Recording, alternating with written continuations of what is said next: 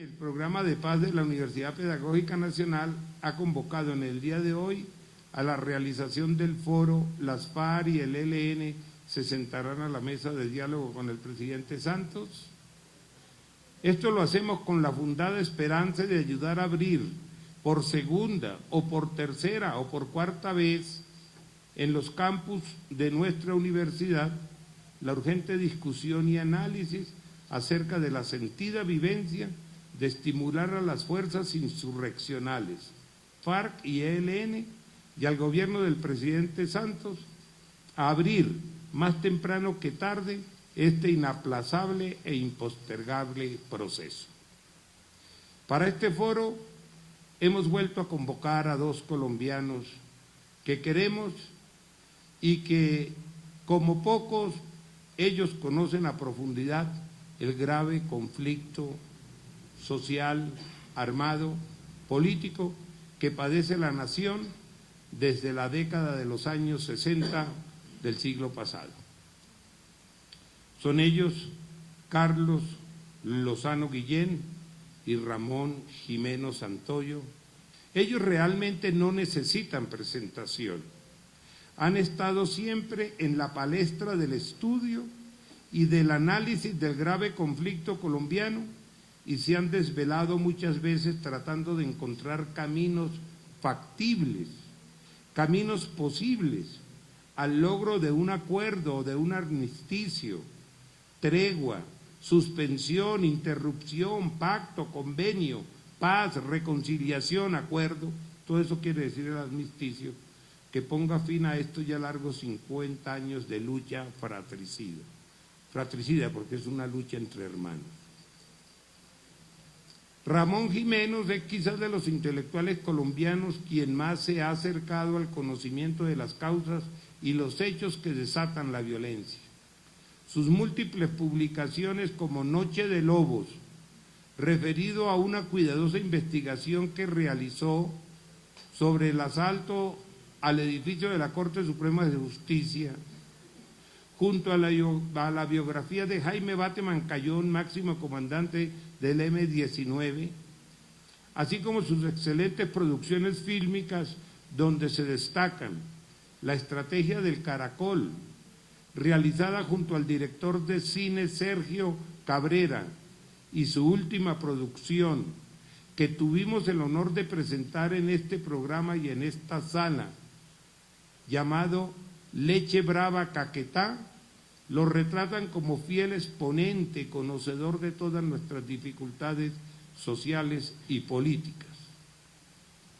Carlos Lozano Guillén, quien tengo a mi diestra, perseverante y tesonero periodista, quien como director del semanario Voz ha mantenido en constante información objetiva y honesta a toda la opinión pública nacional e internacional acerca de las complejidades del conflicto y también acerca de las complejidades donde puede emerger un hipotético proceso esperanzador de diálogo entre las insurgencias y el gobierno central.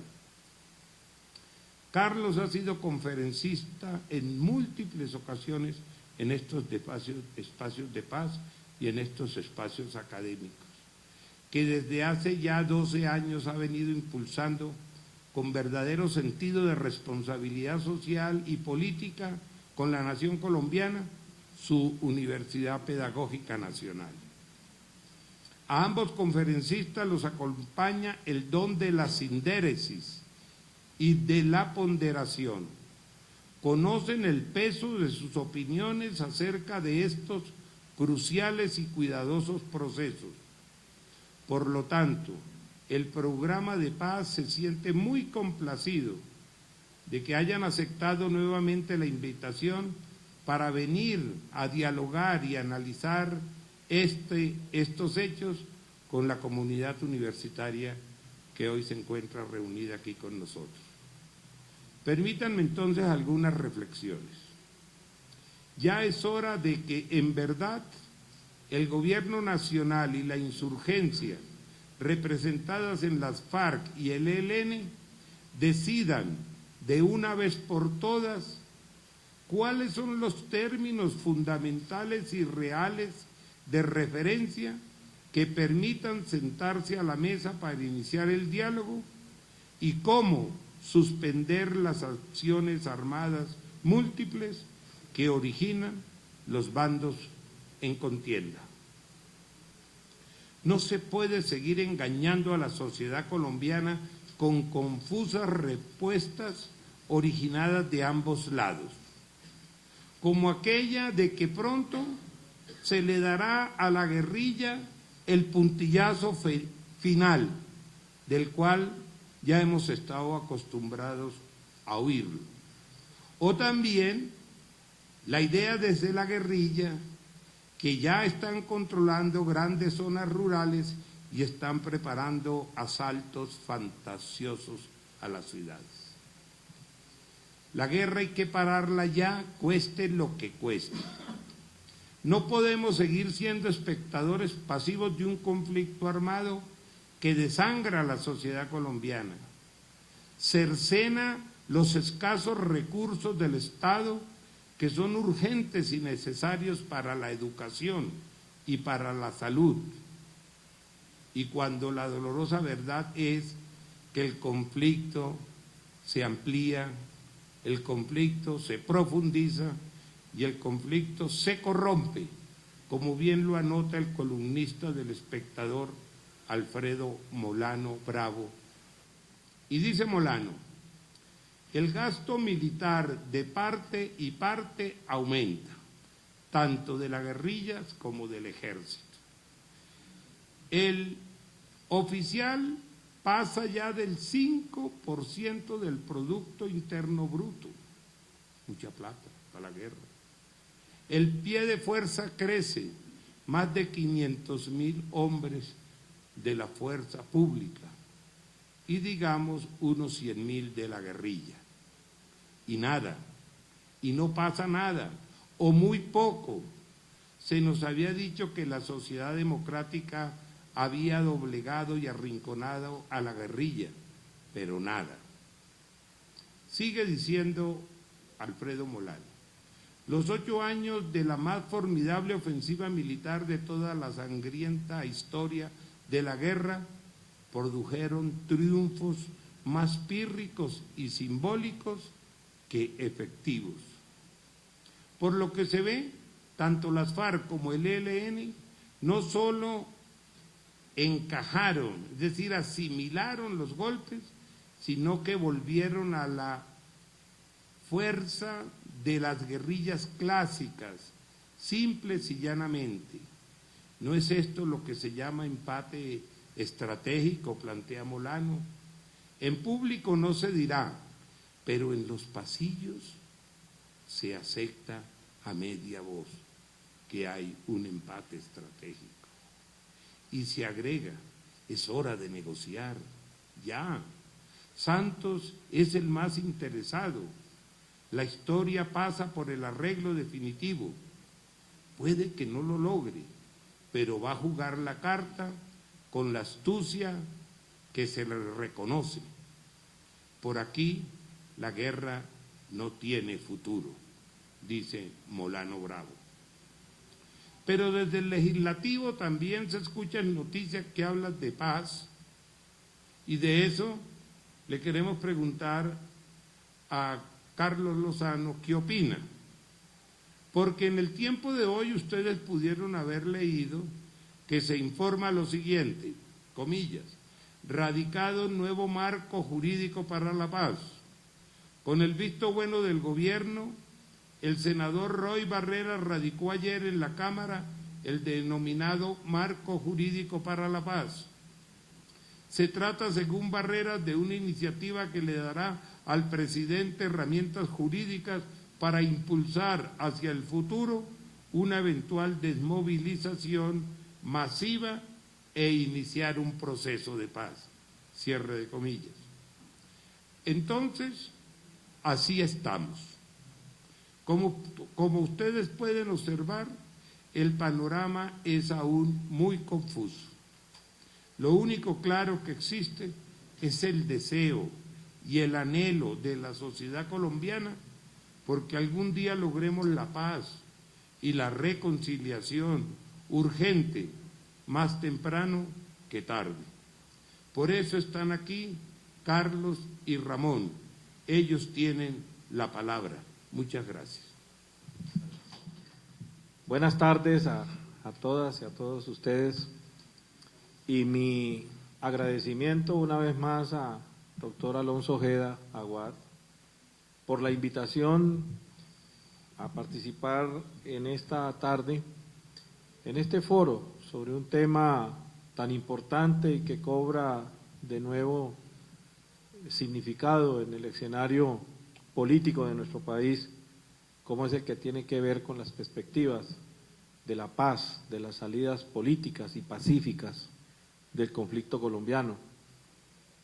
El programa de paz de la Universidad Pedagógica, consecuente con su temática y con la problemática que él ocupa, y bajo la dirección de Alonso, pues en varias oportunidades nos ha invitado a participar acá sobre estos temas, a reflexionar, no con el ánimo de pontificar sobre él, porque no se trata de ello, sino de intercambiar opiniones, de expresar algunas motivaciones con la finalidad que se pueda establecer pues un diálogo fluido, porque sobre esto, por supuesto, no se ha dicho la última palabra. Y le agradezco a Alonso que me haya invitado para compartir acá en este foro con una persona conocedora del tema, como se ha dicho ya, escritor, periodista, publicista como Ramón Jimeno, quien también, por supuesto, ha hecho importantes aportes en dirección a este tema de la paz.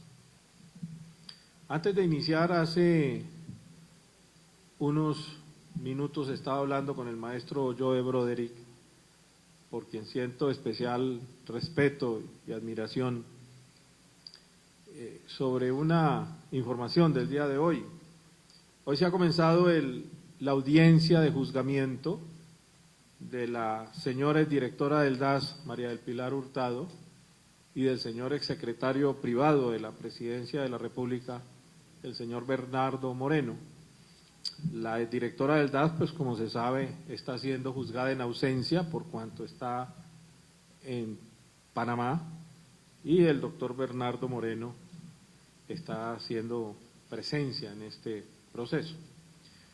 Sin embargo, hoy los conjueces de la Corte Suprema, porque los magistrados titulares, como son víctimas de las chuzadas, han tenido que inhabilitarse en este juzgamiento. Entonces los conjueces han negado la calidad de víctimas al colectivo de abogados José Alvear Restrepo, al Polo Democrático Alternativo y a este servidor. El argumento es que ya hemos sido reconocidos como víctimas en otros procesos, como si las pruebas, los hallazgos, incluso en los allanamientos que hizo la Fiscalía General de la Nación al DAS, en donde se encontraron los archivos secretos e ilegales de este grupo de delincuentes que estaba adelantando estas campañas, no de chuzadas, como se dice de una manera quizás un poco coloquial, sino eran actividades criminales, porque era el desprestigio de todos nosotros, el seguimiento, la intimidación, la amenaza, bueno, todo lo que ya se conoce por los medios de comunicación, y todo se encontró allí, todo se halló. Hay pruebas suficientes para que podamos reconocernos como víctimas en todos y cada uno de estos. Sin embargo, hoy, pues mal síntoma, se nos ha negado esa posibilidad, aunque nuestros abogados ya apelaron y ya veremos qué decisión se va a tomar al respecto. Bueno, y entremos en materia. Si quisiéramos responder la pregunta que ha convocado a este foro, a esta reunión, pues yo diría que va a ser inexorable. Va a llegar el momento, y creo que en el actual gobierno, en que tanto las guerrillas de las FARC y el Ejército de Liberación Nacional como el gobierno nacional entiendan la necesidad de iniciar un proceso de diálogo y de negociación política de cara al país y a las necesidades de nuestra patria, de encontrar una solución política pacífica del conflicto sobre la base, por supuesto, de fortalecer la democracia y la justicia social. Si ustedes me preguntaran a mí que cuándo va a ocurrir eso, bueno, hay un ejercicio que hay en este momento en el país, aquí somos muy dados a tratar de adivinar las cosas, ¿no?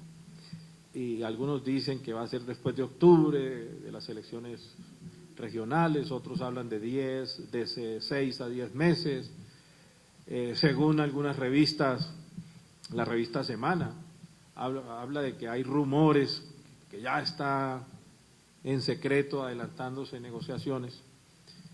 Bueno, yo no voy a entrar en ese ejercicio de adivinar, de colocar acá una especie de bola mágica, a ver si se podría decir con exactitud cuándo van a comenzar esas negociaciones o esos diálogos. Yo creo que se van a dar porque son una necesidad.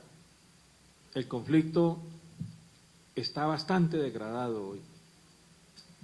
Y degradado no solo, como suele decir la propaganda oficial, gubernamental y de los grandes medios de comunicación, por los actos de la guerrilla, que por supuesto hay actos de barbarie, actos repudiables en medio del fragor de este horrible conflicto, sino también por parte del gobierno, por parte de la fuerza pública, por parte de autoridades, por parte de personas que de una u otra manera hacen parte del establecimiento colombiano.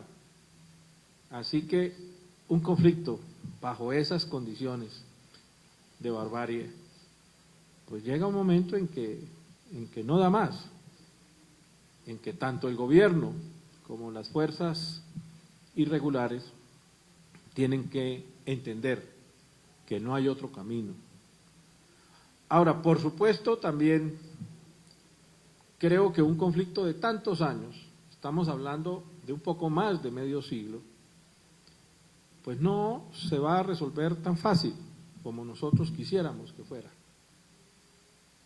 Incluso tan fácil, y lo digo con mucho respeto y sin descalificar el proyecto de reforma constitucional que ha presentado el senador Roy Barrera, pero no creo que sea tan fácil también como lo cree el senador Barrera, que lo hace con la mejor buena intención.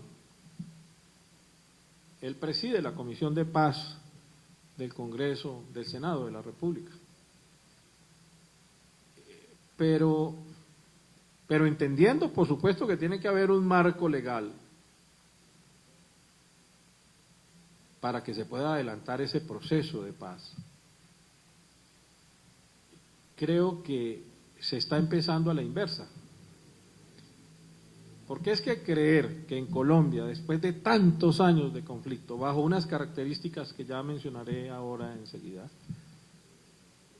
se pueda resolver con un simple marco legal para la desmovilización. No creo que eso sea así. Eso ya lo ha intentado el gobierno colombiano o gobiernos colombianos en distintos momentos. Es la famosa doctrina aquella de que a la guerrilla hay que aplastarla, hay que derrotarla para llevarla en esa condición a una mesa de diálogo para firmar la rendición. Y entonces decirle a la guerrilla, aquí hay un Estado muy generoso que les va a perdonar todo lo malo que ustedes hicieron, que los va a tratar muy bien, y entonces aquí no ha pasado nada y todo sigue igual. Entonces me parece que esa parte no me convence mucho del proyecto de reforma constitucional, consciente, claro está, de que se requiere un marco legal, pero creo que al final de un proceso de diálogo, de paz, que fortalezca la democracia y las condiciones sociales de nuestro país. Estamos enfrentados a muchas situaciones complejas, no solamente a un deterioro de la democracia a lo largo de tantos años, no me estoy refiriendo pues al actual gobierno en absoluto, pero hay un deterioro muy notorio de la democracia en Colombia, y no solo por la existencia de un conflicto, sino por toda la estructura, todo el andamiaje del Estado y de las instituciones. Estamos adelantando una campaña electoral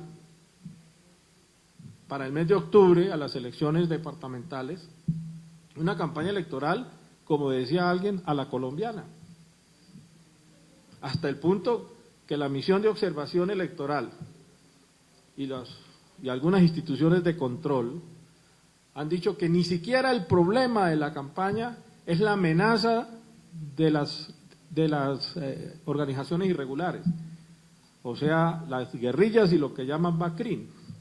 Dicen, ese ni siquiera es el problema fundamental, es una amenaza, pero no es la fundamental, dicen.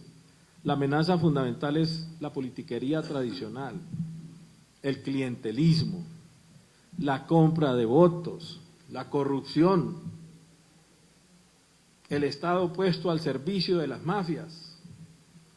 Esas son las elecciones que estamos haciendo en este año.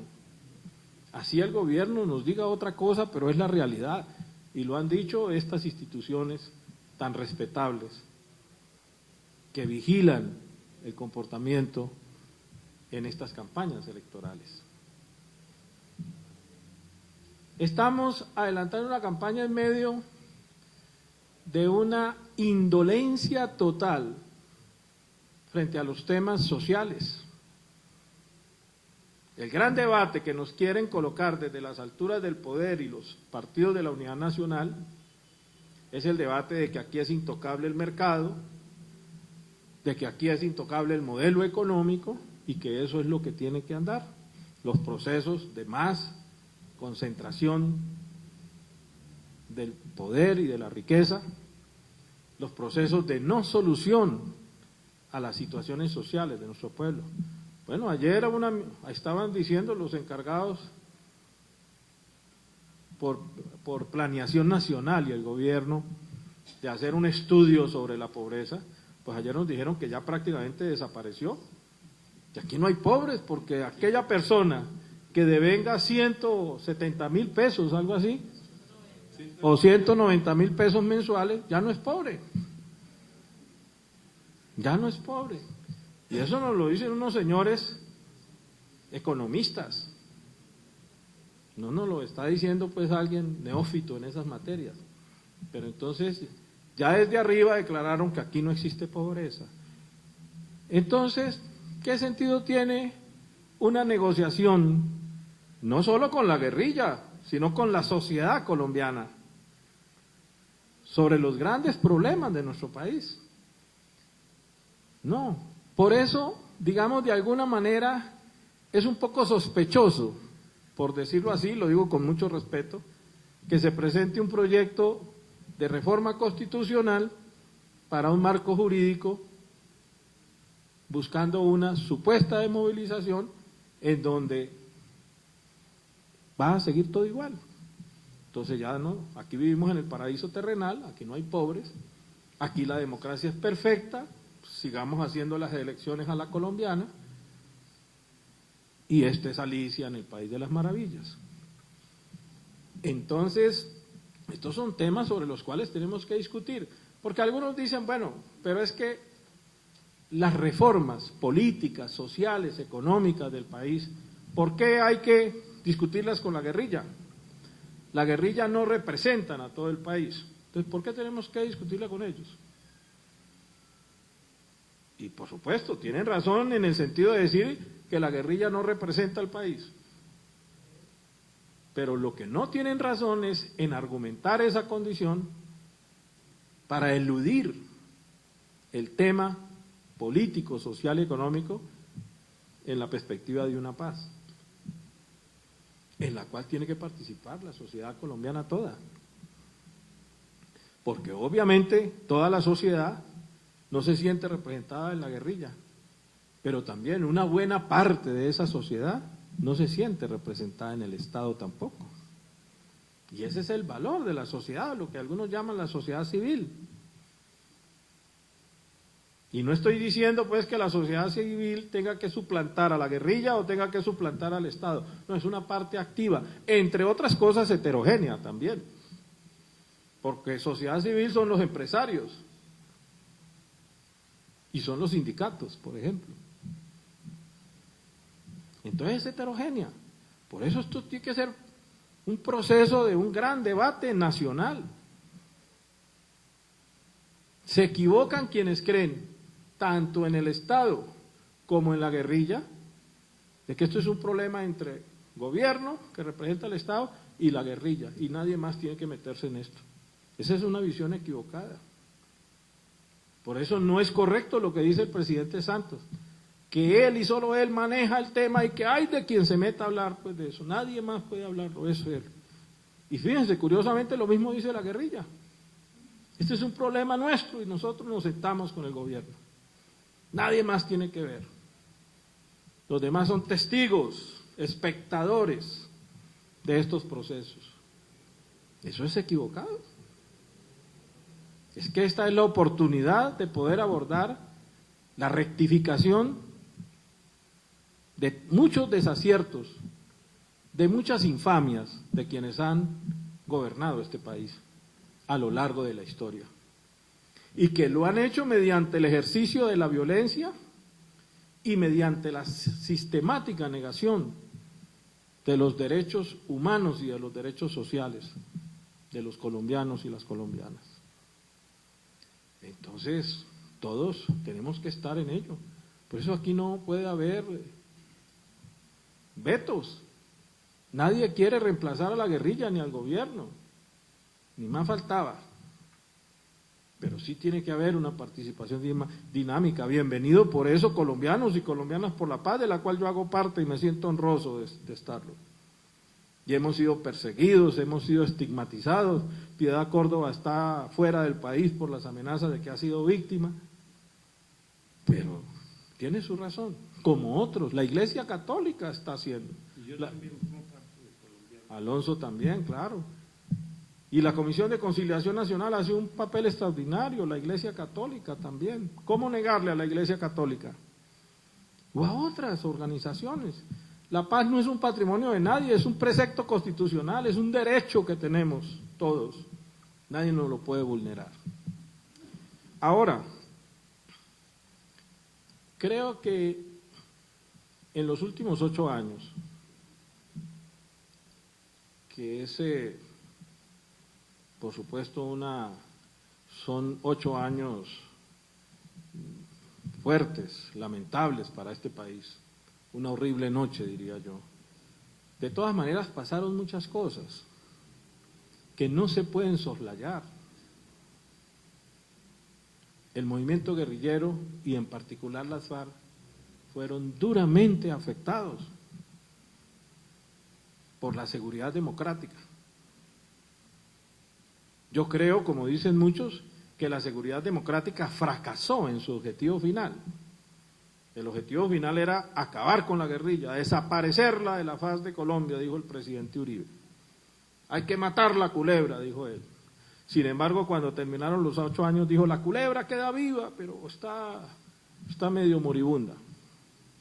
Y recién comenzado el gobierno del presidente Uribe, la primera ministra de la Defensa, la doctora Marta Lucía Ramírez, dijo que en 90 días iban a acabar con la guerrilla. No dijo vamos a matar a Reyes, ni vamos a matar al Mono Jojoy. No dijo vamos a acabar con la guerrilla.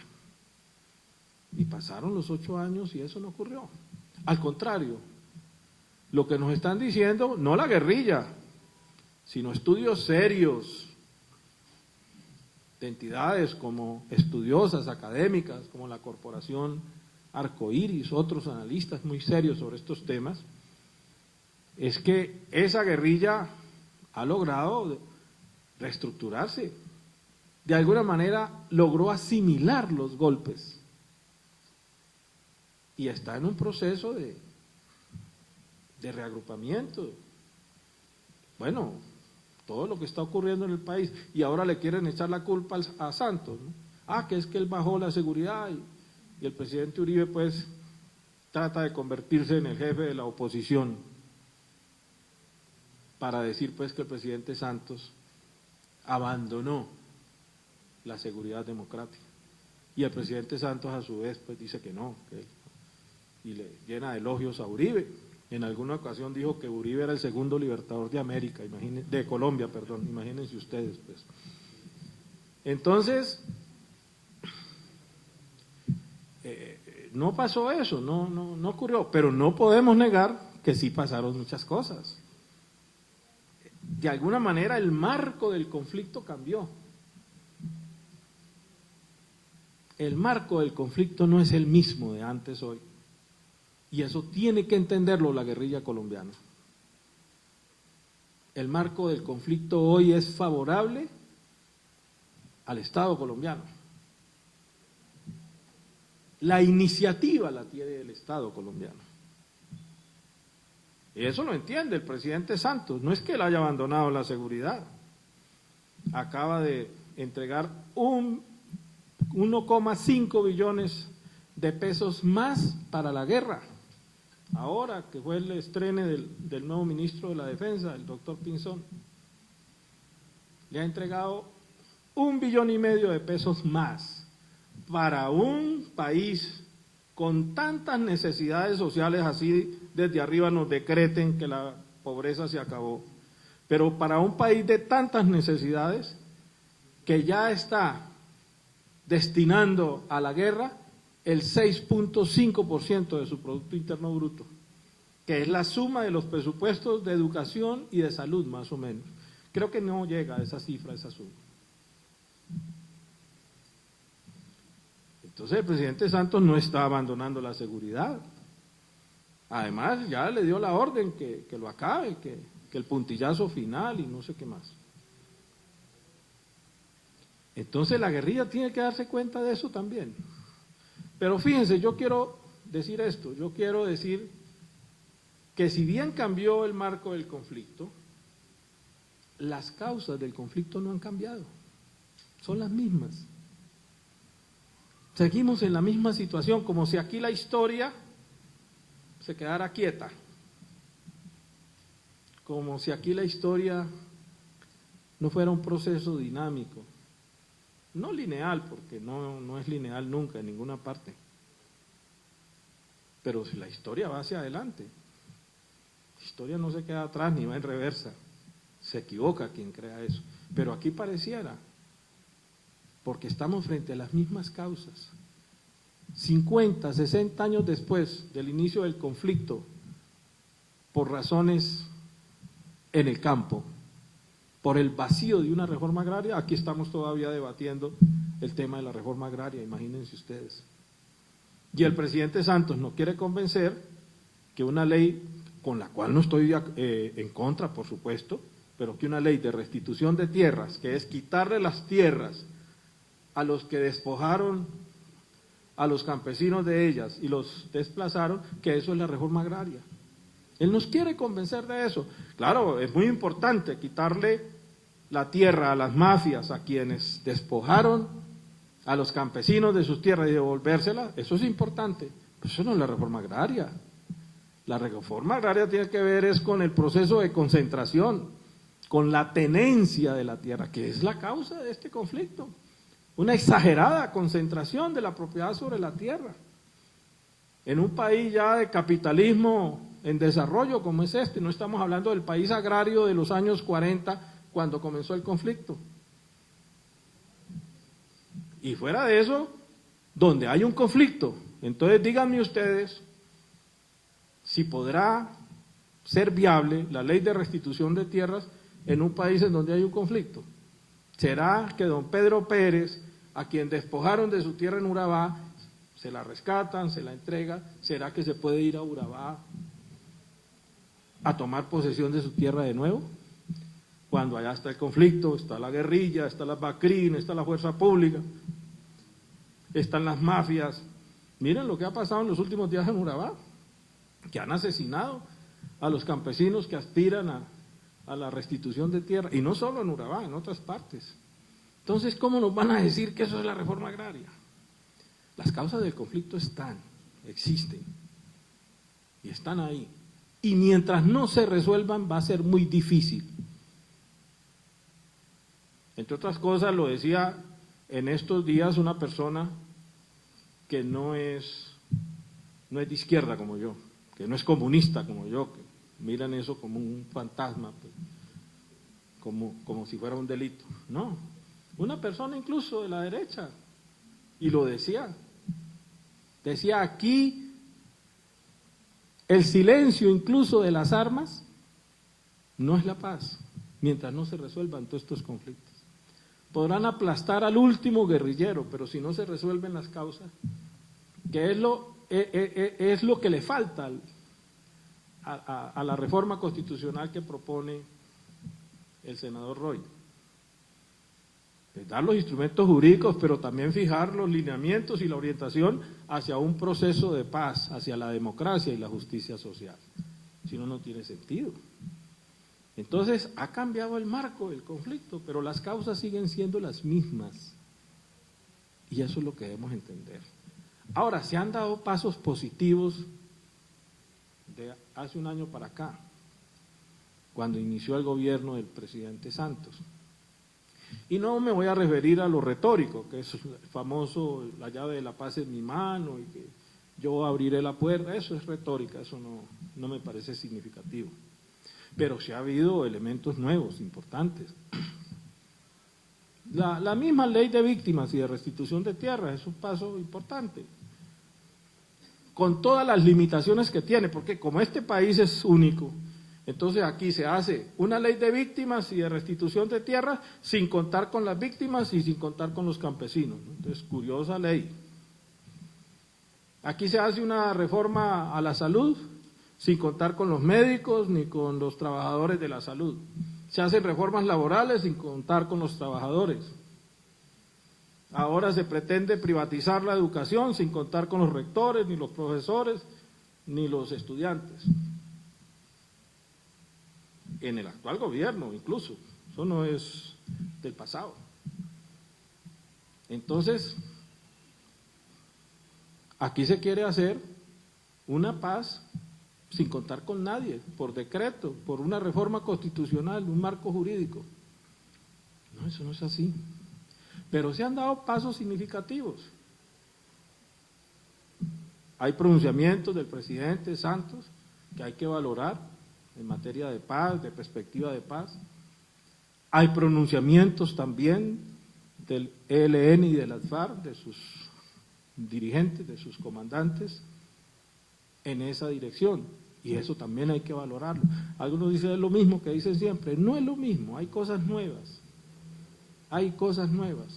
quizás aún es insuficiente todo, claro que sí, porque no se ha abierto la puerta, no tanto por la llave, sino por la voluntad de todas las partes que confluyen hacia un proceso de paz. Y creo que de parte del gobierno ha habido una cosa muy importante, que es el reconocimiento del conflicto. Claro, el presidente Santos lo hizo a su manera. Él dice, reconozco el conflicto y ahora tengo instrumentos legales para combatir a la guerrilla. Entonces él cree que reconocer el conflicto le da es carta blanca en materia de guerra. Pero al margen de eso, creo que es muy importante que acepte el conflicto, que reconozca el conflicto. Incluso entre nosotros los que hemos trabajado por la paz, y hemos estado a punto por eso en el anterior gobierno de irnos para la cárcel, hubo mucho debate sobre estos temas. Recuerdo en alguna ocasión al expresidente Alfonso López Michelsen, que hizo mucho por la paz de este país, le debemos mucho y aprendimos de él bastante. Él decía que ese era un problema semántico, El presidente López decía aquí, eso de si hay conflicto, no, eso no es importante. Lo importante es hacer la paz, pactarla, ir a un proceso de paz.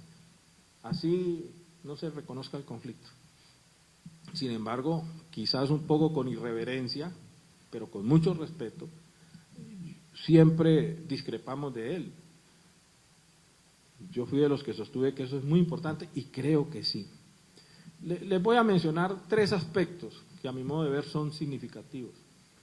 Quizás hay más, pero en aras de la brevedad voy a mencionar 3 aspectos nomás. El primer aspecto muy importante es que al reconocer el conflicto, las partes, el Estado y la guerrilla, tienen que aplicar el principio de distinción entre combatientes y no combatientes. Que aquí, en el todo vale, nadie lo respeta. Por eso nos querían meter a la cárcel a nosotros en el pasado gobierno. Porque o están conmigo o están contra mí. Están con el Estado o están con la guerrilla. El Estado está en guerra, entonces aquí la paz, eso no sirve. Aquí está el capitán Conde, que fue víctima de eso, porque es la demostración de que incluso en nuestras fuerzas militares hay gente progresista, gente demócrata, que cree en la paz, que cree en el comportamiento político, en la Constitución, en las leyes. Lo sacaron porque creía en la paz el capitán, como ocurrió con otros militares, que dignificaron nuestras fuerzas militares. Entonces, ese principio de distinción entre combatientes y no combatientes es clave. Y si hay un conflicto, tiene que darse.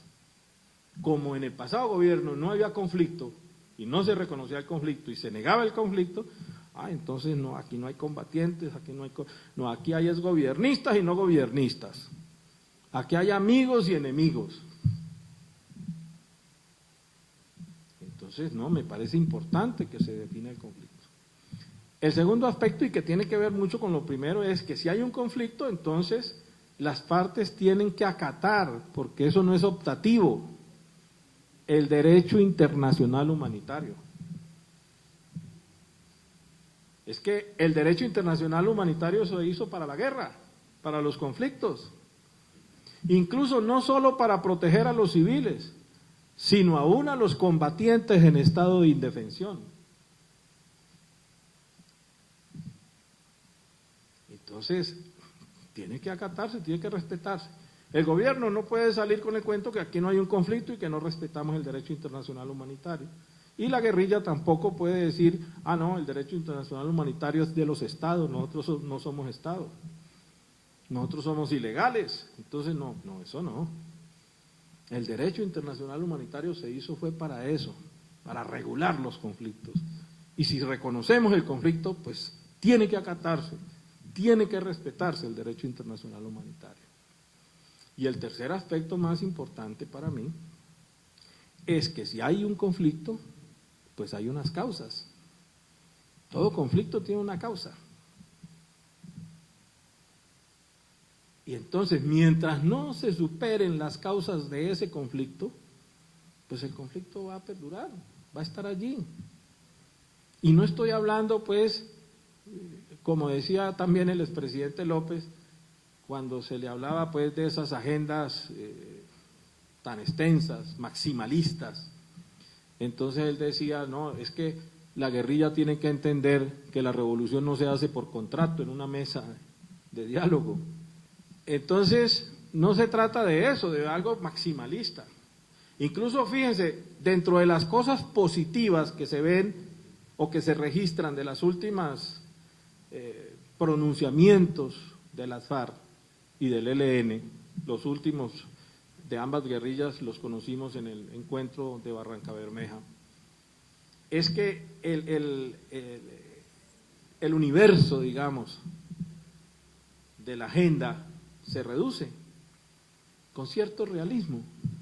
Si ustedes ven el Caguán, tenía 102 puntos, la agenda que se acordó en el Caguán, algo, ahí tenían para discutir pues eternidades.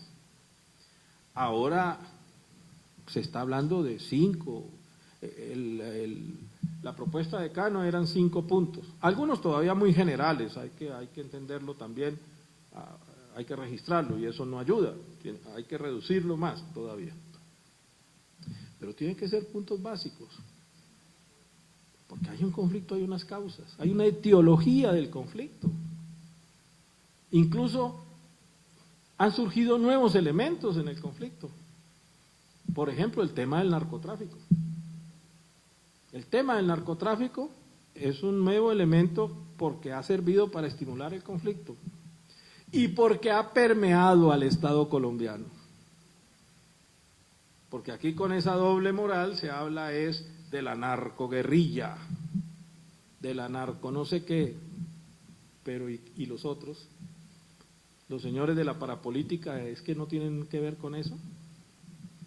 ¿Es que el señor Pablo Escobar no fue parlamentario del Partido Liberal? ¿Es que los señores Rodríguez Orejuela no eran dueños de bancos? Incluso, curiosamente, el banco de ellos se llamaba Banco de los Trabajadores, imagínense ustedes. Y allí iban los ganaderos, los empresarios, todos los señorones de la oligarquía colombiana a pedir créditos pues para ellos. Y en ese tiempo eran los doctores Rodríguez Orejuela, el doctor Pablo Escobar. Ahora se olvidaron de eso. Me acuerdo hasta de un sacerdote muy famoso que decía que lo único que no era pecado eran las narcolimosnas. Entonces, no, eso con esa doble moral no se puede, o con esa falta de moral mejor.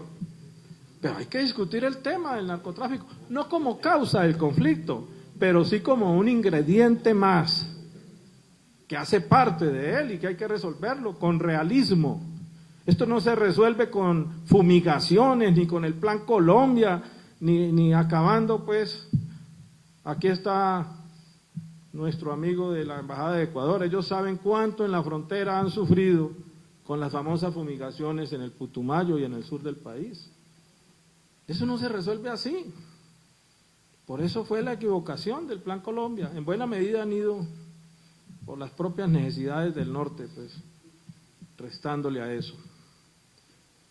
Pero esto se resuelve aquí, con realismo, con entender que eso es un fenómeno, que es un problema grave y que tiene que resolverse de cara al país, y no es un problema solo de la guerrilla, sino un problema de la realidad nacional.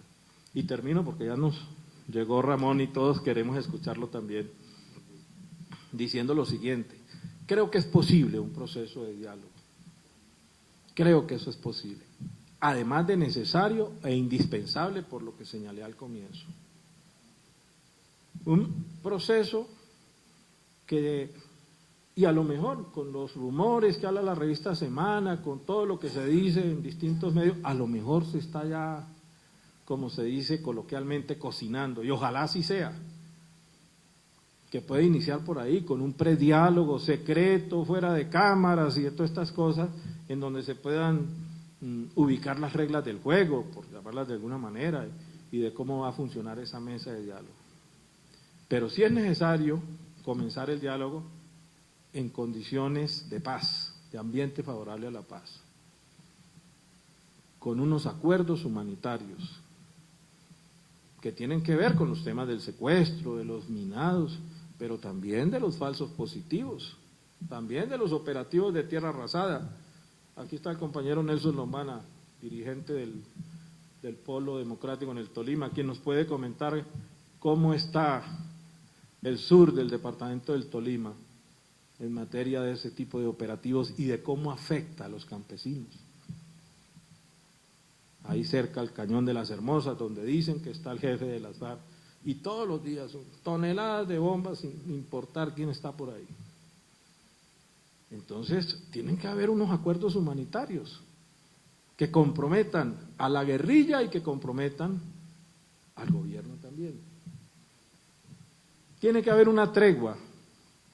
Creo que uno de los grandes defectos de los diálogos del Caguán es que se aceptó hacer el diálogo en medio de la guerra. Entonces, en la zona del Caguán, los 42.000 kilómetros cuadrados que estaban en despeje, pues no había enfrentamientos entre la guerrilla de las FARC y la fuerza pública, pero fuera de ahí ocurría cualquier cosa, la guerra con toda su barbarie, y eso afectó. Claro, porque a lo mejor se esperaba, yo recuerdo un hombre extraordinario que falleció hace pocos meses, que fue el doctor Augusto Ramírez Ocampo, que hizo muchos aportes a la lucha por la paz, y él decía, no importa lo que ocurra fuera de ahí, la guerrilla y el gobierno tienen que sentarse y levantarse cuando tengan un acuerdo, porque mientras haya guerra, pues va a haber combates, y va a haber barbarie, y va a haber tragedia, con un realismo espectacular, ¿no?, del doctor Augusto. Pero, de todas formas, esa forma de adelantar el diálogo en medio del conflicto, sin duda que hizo mucho daño y afectó. Y creo entonces que hay que hacer una tregua, un cese de fuegos, un cese de hostilidades, una figura que garantice que se va a conversar en condiciones de un ambiente de paz. Y, por supuesto, tiene que haber una agenda, que es donde están las consideraciones del orden político, económico y social.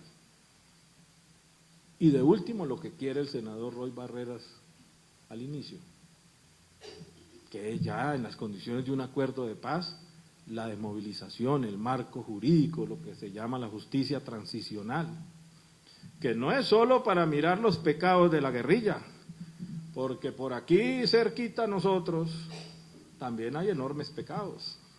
En la guerra, enormes pecados en la guerra. Y no me estoy refiriendo a los miembros de la fuerza pública, que son los que generalmente se llevan el agua sucia, a quienes mandan al campo de batalla a nuestros soldados, a quienes dan las órdenes también. Ahí hay enormes responsabilidades. Así que eso hay que resolverlo, por supuesto. Tiene que haber un marco legal para ello, pero tiene que ser en todas las direcciones. Muchas gracias. La primera es la hipótesis o parte de la hipótesis de considerar lo que Alejandro Reyes llamó el pacto de la oligarquía o de las élites colombianas con el narcotráfico, como estaba refiriendo hace un momento Carlos. Es decir, a finales de los 80 se da un pacto implícito y explícito entre las fuerzas políticas, las fuerzas económicas y el narcotráfico para derrotar o enfrentar a la guerrilla, desde el Palacio de Justicia hasta los grupos paramilitares. Y esa permisividad del Estado dio como resultado la administración Uribe con su proceso de desmovilización parcial de los paramilitares. Hoy hay un replanteamiento, hay un nuevo líder en el poder civil con unos partidos distintos, si se pueden llamar partidos, pero que en todo caso no corresponden a las fuerzas políticas anteriores que generaron la guerra que se vive hoy, sino que son fuerzas políticas modernas, articuladas más por los medios de comunicación y por el manejo comunicacional de las fuerzas económicas y políticas que tienen el poder para hacerlo. Y eso genera, y es la hipótesis, repito, genera un replanteamiento de esa alianza que generó la guerra sucia y el enfrentamiento contra la guerrilla por parte del Estado con mecanismos ilegales. Entonces, la tesis es que el presidente Santos quiere reconstituir la alianza a partir del respeto de los derechos humanos, del respeto de los derechos laborales, de la incorporación de Colombia al primer mundo, a los primeros mercados, al TLC, a Europa, y para hacerlo requiere una alianza contra las fuerzas guerreristas y las fuerzas oscuras, las fuerzas ocultas, las fuerzas paramilitares que siempre han estado activas y latentes en el país.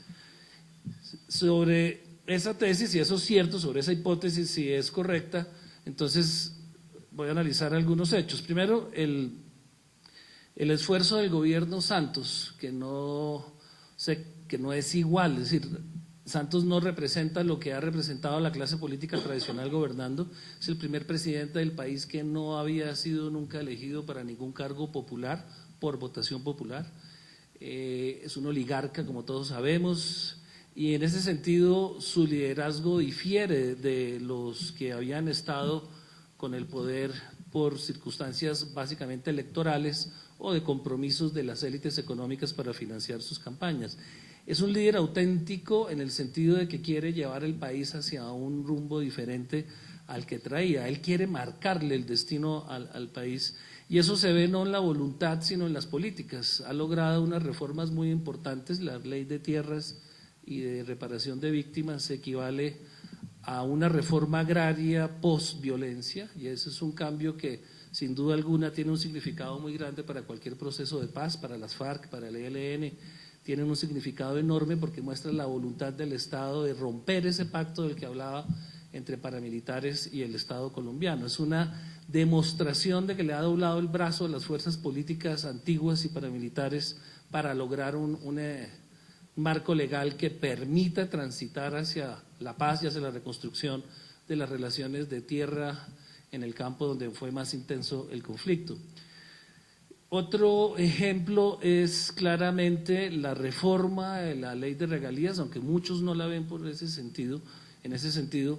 Esa reforma es quitarle a los poderes políticos regionales donde ha sido más activos los paramilitares, pues en todo el país, pero donde las fuerzas guerreras y paramilitares han sido más activas, es quitarles poder económico y es obligarlos a entrar por un camino de modernización a través de la inversión muy alta en ciencia o en tecnología agropecuaria o en proyectos de desarrollo que hacen forzosamente desplazar el debate de la región de la forma tradicional de apropiarse las riquezas de las élites regionales, tomando parte del presupuesto con contratos, con comisiones, con corrupción, lo hace desplazarse hacia el debate del desarrollo en cada región.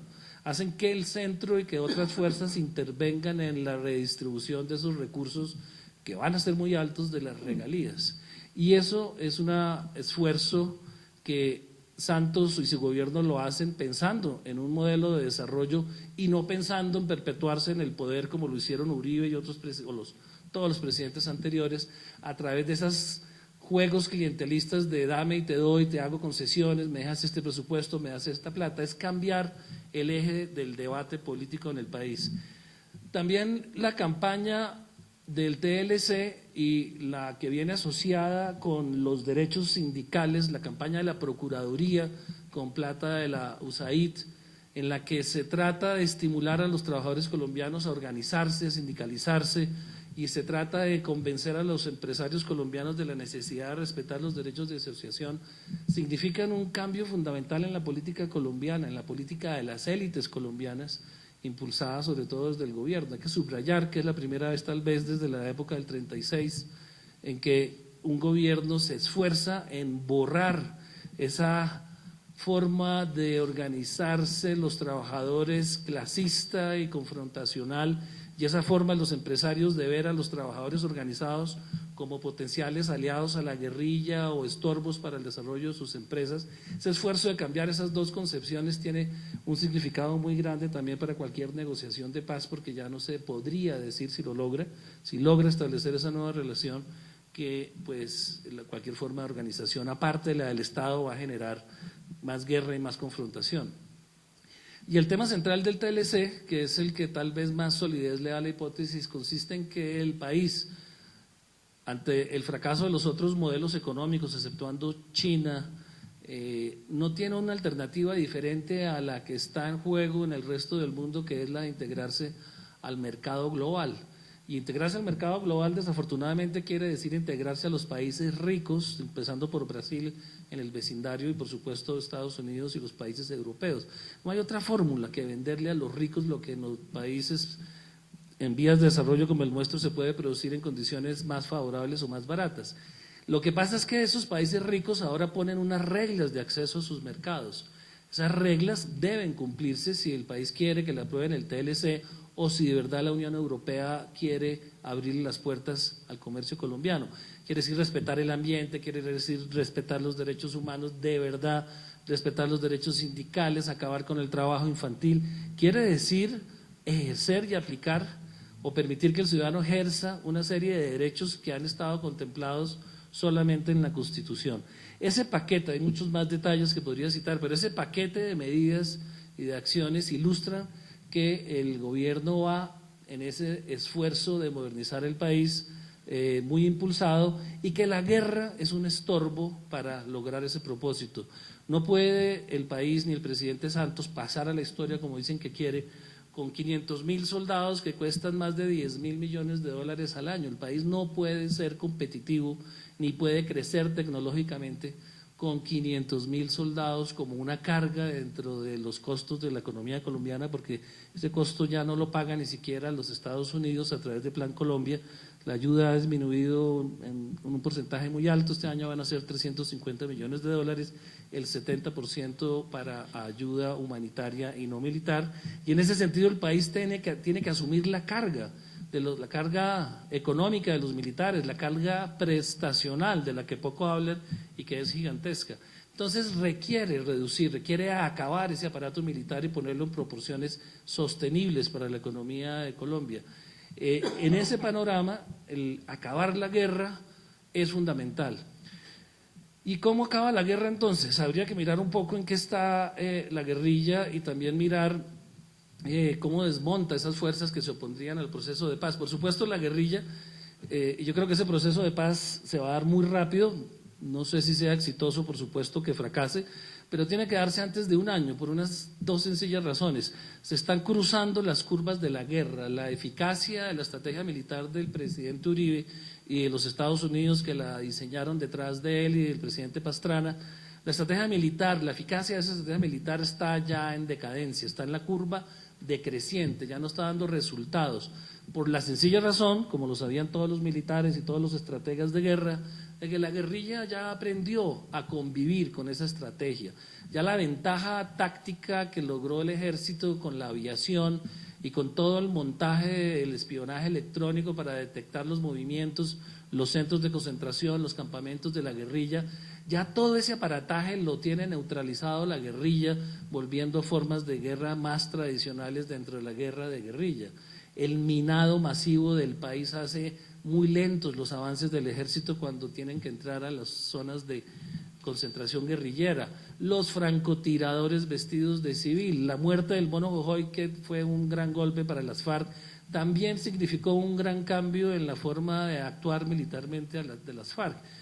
Jojoy era un tipo que pensaba con mentalidad del ejército regular, guerrillero, ejército del pueblo, pero ejército finalmente, dentro de esa concepción de las FARC que Carlos tal vez conoce mucho mejor, de crear esa estructura desde los años 80.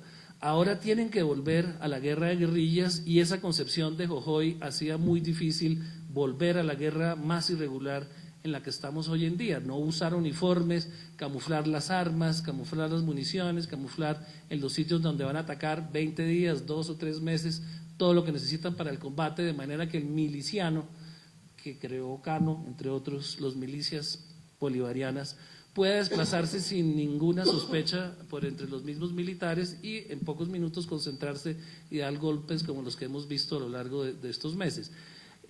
Los bombardeos también son ya cada vez más ineficaces porque las alertas tempranas desde la salida de las bases militares que ya están ubicadas le permite a la guerrilla refugiarse a tiempo antes de los bombardeos por toneladas y toneladas de bombas que lancen. Entonces el gobierno, los estrategas, los asesores, el nuevo ministro de Defensa son conscientes de esa realidad y de que el tiempo se les acaba para mostrar que la estrategia militar, la ofensiva del Estado dio resultados y se empieza a ver lo que no son percepciones sino realidades, el auge de las acciones militares con la nueva estrategia de la guerrilla. La guerrilla está contraatacando y lo está haciendo con resultados importantes dentro de las limitaciones que tienen. Ese cruce de las dos curvas, la de ascenso de las FARC y la de crecimiento de la eficacia de la estrategia oficial, es la que obliga a intentar un proceso de paz muy rápido y muy distinto al que hemos visto. Ahora, ¿qué está preparando el gobierno Santos? Y ahí sí hay algo de información. Está preparando la desmovilización y la desmovilización teórica de los guerrilleros, de los 8.000, 6.000, 10.000, el número que sea, con herramientas mucho más eficaces de las que se plantearon con la desmovilización ficticia y real de los paramilitares en el gobierno Uribe. Mal que bien fue una experiencia muy valiosa para el gobierno. Entonces tiene un grupo de gente pensando en cómo integra de la noche a la mañana a 4 o a 5.000 exguerrilleros en condiciones aceptables para ellos y para la sociedad y en condiciones de sobrevivencia también válidas, no solo de alimentación sino de familia y de seguridad para que no sean asesinados gradualmente. Están pensando en eso y también están pensando en algo que es la señal más clara y que está estimulada por el gobierno Obama, hasta donde entiendo, que consiste en buscar cómo se desmoviliza el ejército oficial. Se lo desmoviliza políticamente como una especie de gueto que tiene unos intereses muy fuertes alrededor de la guerra, con todos los privilegios que tienen los militares. Hay que desmovilizarlos, por ejemplo, haciendo que los batallones de ingenieros militares vayan a zonas a hacer trabajos militares, desmovilizarlos creando fuerzas de logística para necesidades del Estado, desmovilizarlos creando grupos especiales para desminar el país y para reconstruir algunas zonas, en fin, ayudándoles a crear empresas como se hace en los sitios, o se ha hecho últimamente en los países donde se han acabado o reducido los conflictos armados. Están pensando en cómo pasar de un ejército de 300.000 soldados y 200.000 policías aproximadamente a la mitad de esta fuerza de una manera que no genere confrontaciones políticas, fuerzas oscuras y grandes divisiones, y eso es bien interesante. Por el lado, el cuarto elemento, pues tenemos el gobierno, el estado del gobierno, el estado de la guerrilla, el estado de las fuerzas militares, y el cuarto elemento son las fuerzas políticas que se oponen a un proceso de paz, los radicales, aliados del presidente Uribe, legales e ilegales, los que pueden perder sus tierras, los que tienen acaparado en muchas regiones el control de los estados locales, en la educación, en la salud, en las vías, en la construcción de infraestructura. Esas fuerzas son las más difíciles que tiene el proceso de paz para enfrentar la administración Santos. Va a ser la gran dificultad porque no están organizadas, porque no fueron correctamente desmovilizadas, están todos estos jefes paramilitares extraditados con recursos enormes, están todos sus mandos medios libres y pueden ser organizados con recursos de nuevo como una fuerza irregular. Están las fuerzas políticas detrás del uribismo que en estos días se volvieron a manifestar y que son capaces y que tienen el potencial para reaccionar nuevamente y torpedear ese proceso de paz. Ahí es donde el gobierno está trabajando o aspira a trabajar con organizaciones como la OEA y centros de pensamiento y países extranjeros que han tenido acercamiento a estas fuerzas en el ejercicio de respetarles sus derechos humanos, de izquierda y de derecha. Pero eso es el punto más oscuro de esta hipótesis. Ahora, ¿cómo se daría esa desmovilización de darse? Es muy difícil creer que se pueda dar una discusión de temas. Lo que se está planteando son unos gestos de parte y parte que empezarían con la liberación de los secuestrados que quedan, finales de año seguramente, y con ese gesto el gobierno empezaría a desplegar su batería de desmovilización, que no es de diálogo. Tal vez haya diálogo, como lo mencionó Carlos, muy secreto en algunos países con intermediarios de credibilidad para ambas partes, pero va a ser muy difícil de creer que se dé un diálogo alrededor de los temas que siempre ha planteado la guerrilla o alrededor de los temas críticos del país. Lo que se ve es una solución militar y luego crear el escenario, o sea, una solución militar muy rápida. Tal vez el presidente Samper lo planteó cuando iba a ser presidente en el año 94 con su grupo de paz.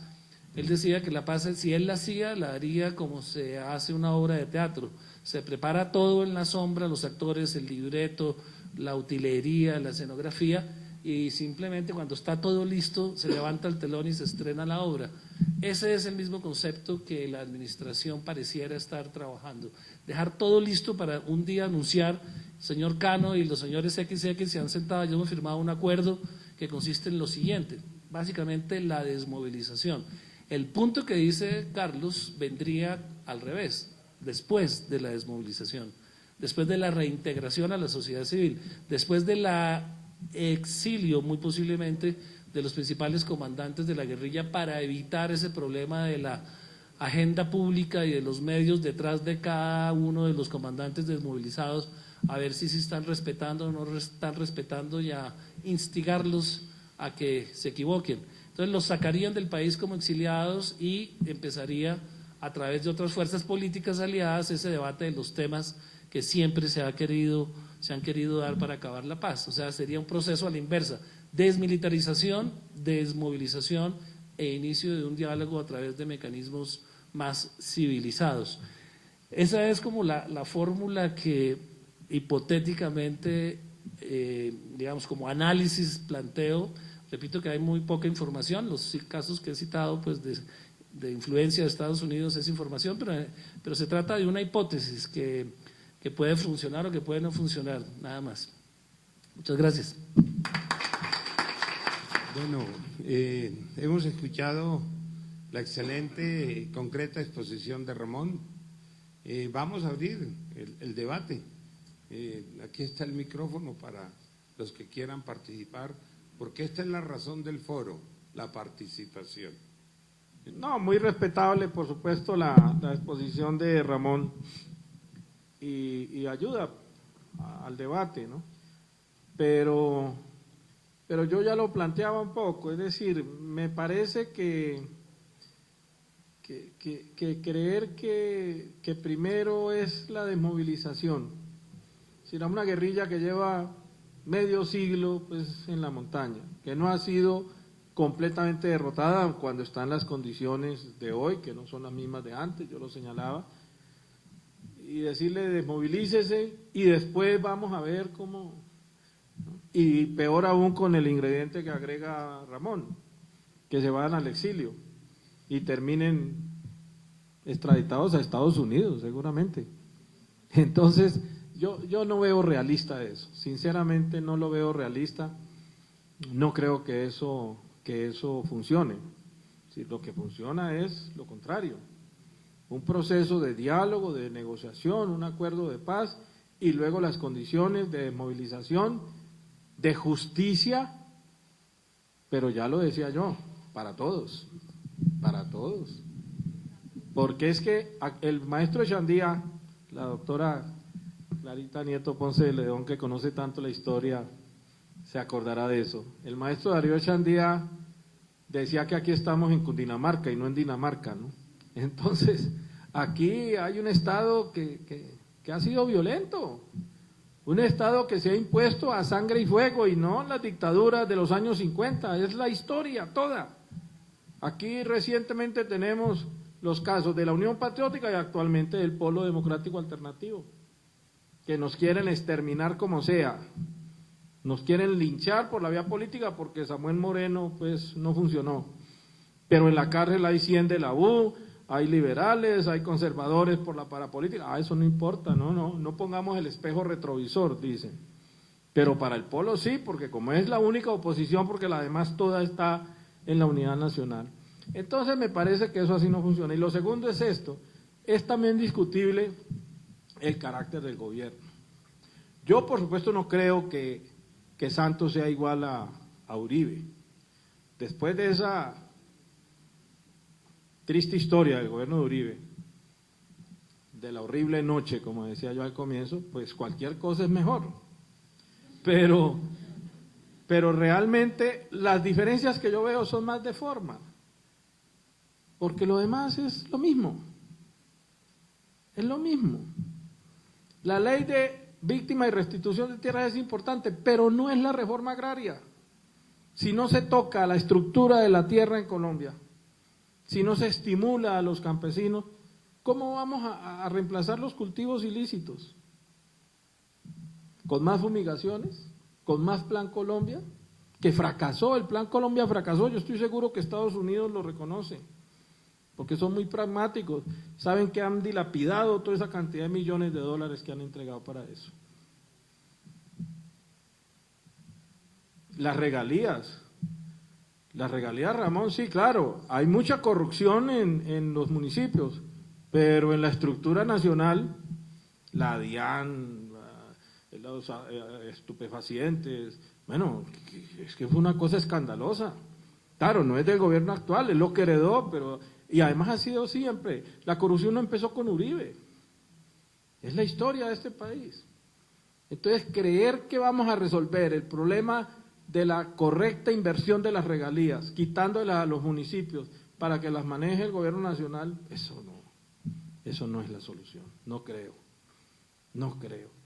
El proceso de acumulación es igual. Incluso Santos en algunas cosas para mí ha ido más lejos que Uribe. Por ejemplo, en la pretendida privatización de la universidad pública. Santos lo retiró porque fue a Chile y se dio cuenta de lo que había allí. Y por eso vino corriendo a decir, no, yo, además dijo que era por ahora. Él no dijo, lo quito porque esto no estoy de acuerdo y tal, no. Dijo por ahora, privatizar la universidad pública. Pero sí quiere reformar la ley 30 para hacer una privatización disfrazada, que es con el autosostenimiento. Entonces, que las matrículas de la Universidad Nacional valgan igual que las Javerianas Los Andes. Semejante solución. Entonces, no creo, la verdad, no veo yo las reformas. Por supuesto que si hay un gobierno capaz de producir reformas democráticas y sociales, nos puede allanar el camino a una apertura a la paz mucho más rápida. Quizás hasta se pueda prescindir del diálogo de la agenda, pero por lo menos yo no lo veo ahora, no lo veo eso. Entonces, me parece que sí, y coincido con eso con Ramón, va a ser inexorable el diálogo, hay que llegar a él, no sé cuándo, pero va a ocurrir. Lo importante es que se sienten a dialogar, a ver qué pasa. Porque allá va a llegar el presidente Santos con la idea de la desmovilización y la guerrilla con la idea de una agenda. Y si eso no se resuelve, pues va a ser una nueva frustración. Por eso es importante el prediálogo, se puedan acordar unas reglas del juego. Vamos a ver, eso es lo importante. Entonces, me parece que hay diferencias, claro, pero bueno, todo es respetable. Yo creo que es parte de un debate que hay que adelantarlo. Y que ayuda a enriquecer pues las ideas hacia lo más importante, que es abrir el camino, la perspectiva hacia la paz, que ya nada más tenemos que lograrlo. Lo que ocurre, Carlos, es que si bien la historia de violencia desde el Estado contra las fuerzas populares es real y cierta, y los muertos están contados en sus tumbas, la realidad es que la historia cambió de rumbo y la fuerza política que expresan estas corrientes es muy débil. Y las sociedades contemporáneas, urbanizadas, con nuevas clases formadas de una manera diferente, con unos anhelos diferentes, ya no socialistas, ven la forma de luchar muy distinto y la forma de conseguir la paz muy distinto a como lo concebíamos hace poco más de 10 años, cuando el proceso del Caguán. Y esa realidad juega a favor de la administración Santos o de la gente que piensa como el presidente Santos y los que lo rodean. O sea, ellos entienden que las FARC, para hacer más sencilla la posición, no tienen una expresión política importante que les obligue a negociar nada. Y no es que yo esté de acuerdo, sino que ellos piensan eso.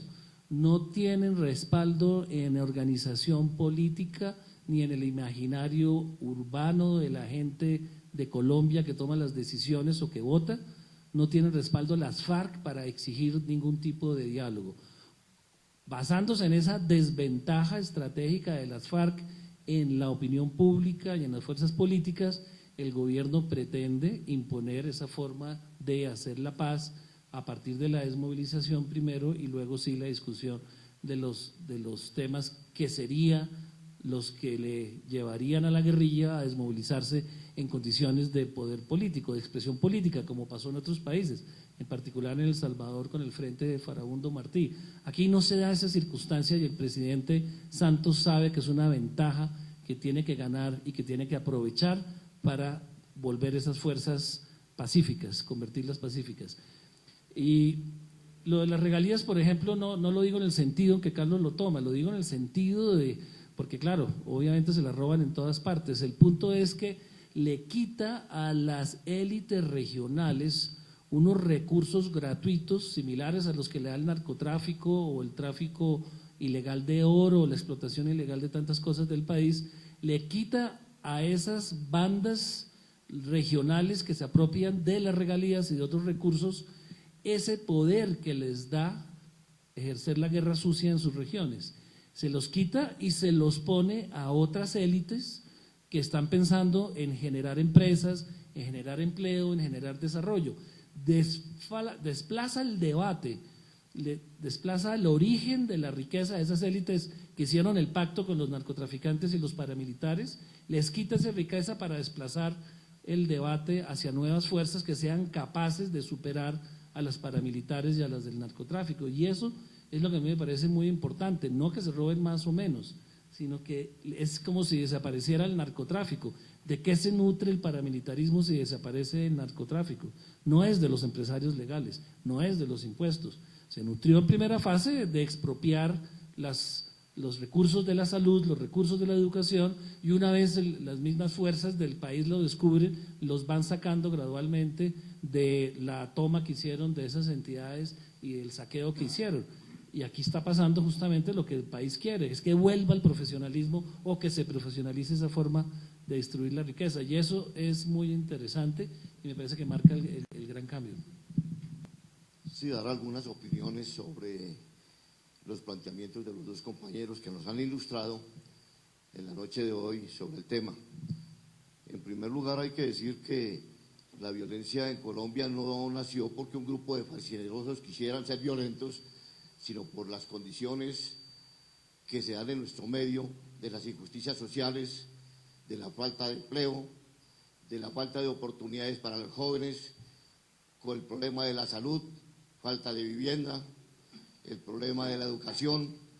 Todos esos son factores que hacen que se genere la inconformidad y nazcan estos grupos que se han levantado contra el sistema. Indudablemente, una cuestión que no se debe utilizar es la terminología con que se tratan a los grupos insurgentes: bandoleros, bandidos, asesinos, terroristas, términos que no ayudan ni ayudarán jamás a buscar una solución en todo este conflicto tan tremendo que tenemos los colombianos. De la misma manera, tiene que el gobierno aceptar que indudablemente durante tantos años negó que había un conflicto interno, ha tenido que concluir que sí existe ese conflicto, queriéndolo utilizar de una manera favorable para ellos para poderla combatir, pero que indudablemente se requiere de la voluntad de todos los colombianos para poder buscar lo que nosotros tanto deseamos, la paz. Hay que tener en cuenta que en Colombia no solamente están los actores de violencia creados por los grupos guerrilleros, sino que está el narcotráfico, está la delincuencia común, está el terrorismo de Estado, que no lo hemos mencionado, donde indudablemente esa actitud que ha tenido el gobierno a través de las chuzadas, a través de los falsos positivos, todo eso son generadores de violencia tremendamente, y que indudablemente con la aparición después de los grupos paramilitares que entran a hacer el trabajo sucio, reemplazando al ejército, que se supone son los que deben estar para defender a los ciudadanos.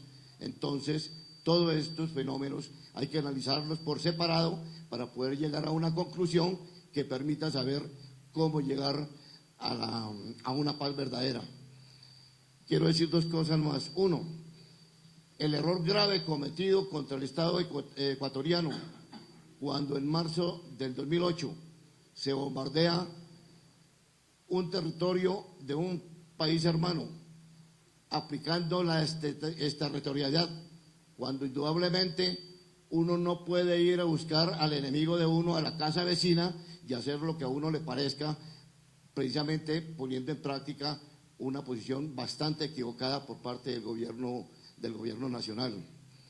La otra situación que es bueno tenerla en cuenta es que todos nosotros, la población civil, todos los estamentos de las ONG, nuestros literatos, todos nuestros intelectuales, todos los hombres de bien del país, tenemos que estar interesados en este tema y buscarle una salida.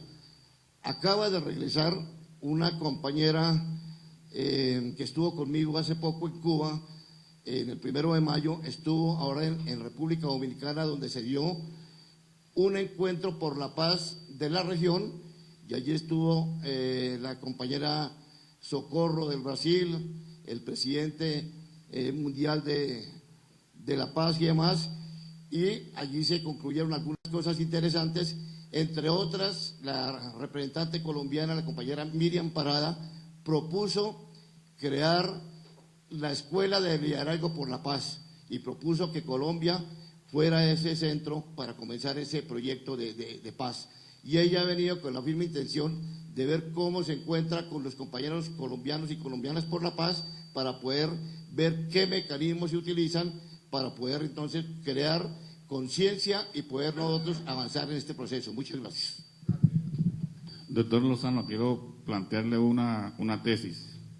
Mientras el poder político en Colombia lo ostente la oligarquía colombiana, pienso que es muy difícil una salida negociada. Primero, por un aspecto económico.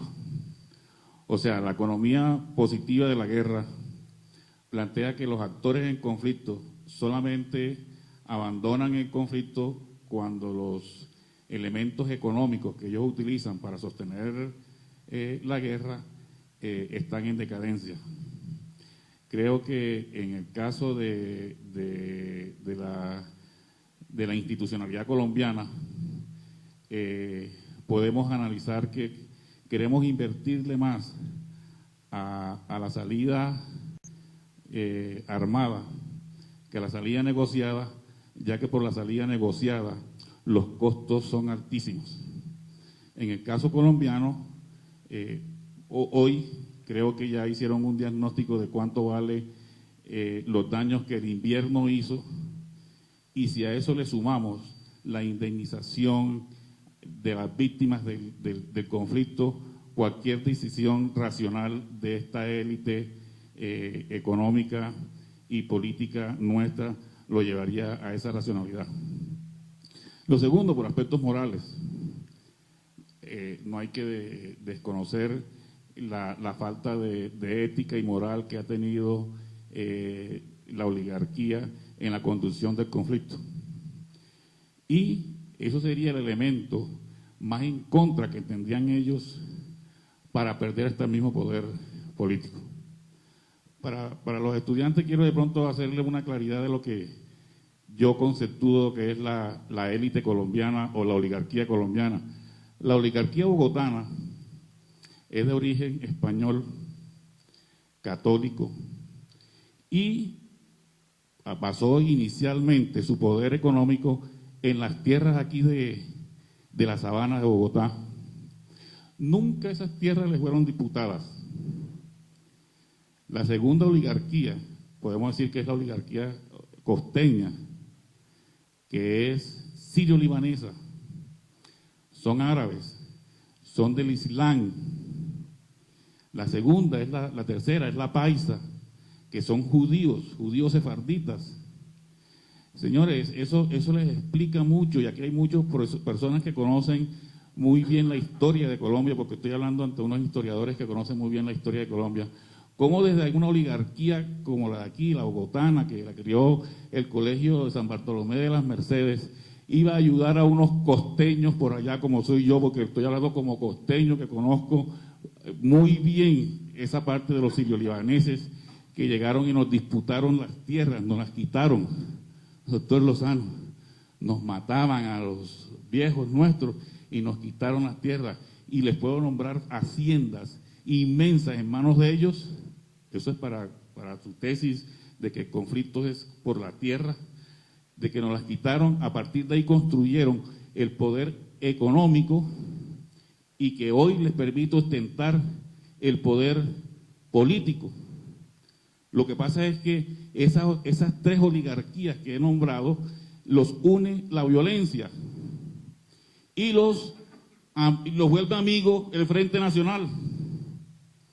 Doctor Lozano, ¿no será que primero tenemos, porque señores, ustedes ahora comienzan a pensar que el conflicto que se está dando en este momento con Uribe es el conflicto entre la élite bogotana y los que éramos de por allá de la costa y del interior y de otro lado?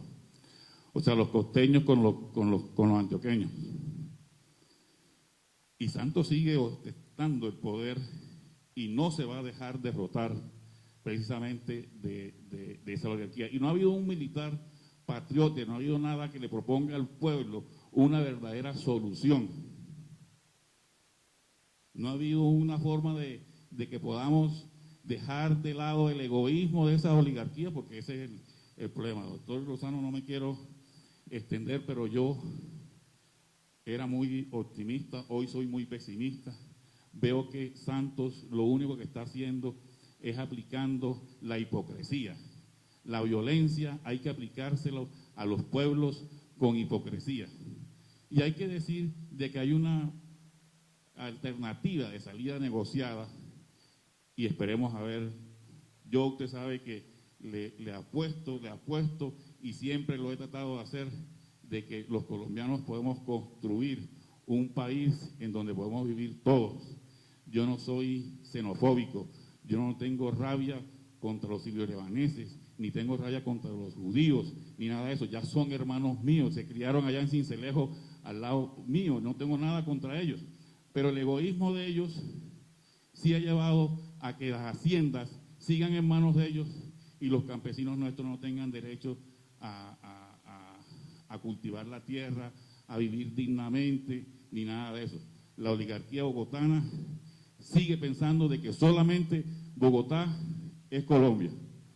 Aquí donde tiene que haber más soldados, aquí donde tiene que haber más policía, aquí donde tiene que haber más todo. Y los que vivimos por allá, por fuera, nos toca defendernos con la violencia. Me parecería muy de parte suya que hiciera ese análisis si en realidad nos están engañando o no, doctor. Y entonces, leyendo el periódico Voz, me enteré de este tema tan interesante y entonces pues decidí venir también por la capacidad de los exponentes que hoy iban precisamente a intervenir. Esto de la paz es un tema pues realmente complejo y yo diría que es un problema sistémico, porque la historia de la humanidad, dice Marx en el manifiesto, es la historia de la lucha de clases y eso sigue vigente, eso no es anacrónico. ¿Cuál sería, por ejemplo, la diferencia entre Santos y Uribe? Seguramente su forma de expresarse.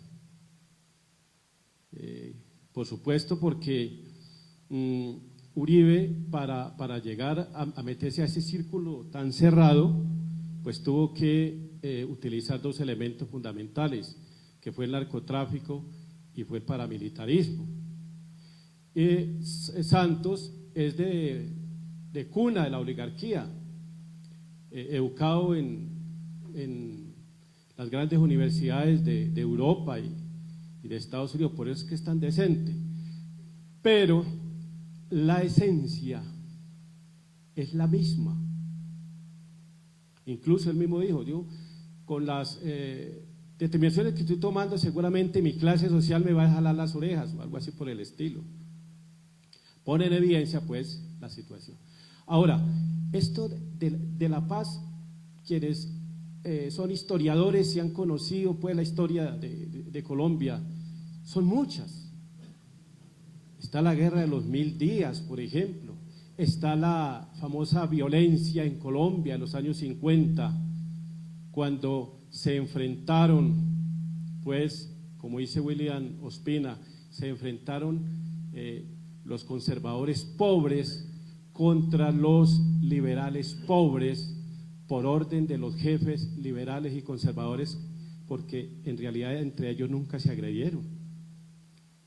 Entonces, esta situación, ahora, el origen de la insurgencia, con mucha brillantez lo ha planteado el doctor Carlos Lozano Guillén, tiene sus causas económicas, sociales, culturales. Por eso, el pueblo, que es el afectado, porque para la burguesía la guerra es un negocio suculento, pues. Para el pueblo, no. y por eso nosotros debemos ir uniendo conciencias para ir presionando, digamos, un diálogo que nos permita desenvolvernos civilizadamente. Quiero pues terminar diciendo dos cosas. Soy en este momento candidato a la Asamblea del Tolima por el Polo Democrático y hace 15 días estuvimos en la zona sur del departamento, en Planadas y Gaitania. Y nos llamó poderosamente la atención dos cosas. Una, cómo establecen la comandancia militar Pared por medio del colegio Pablo VI, donde estudian niños. Ahí está la fuerza militar. El cuartel de la policía lo ubican al lado del Palacio Municipal y cierran una calle.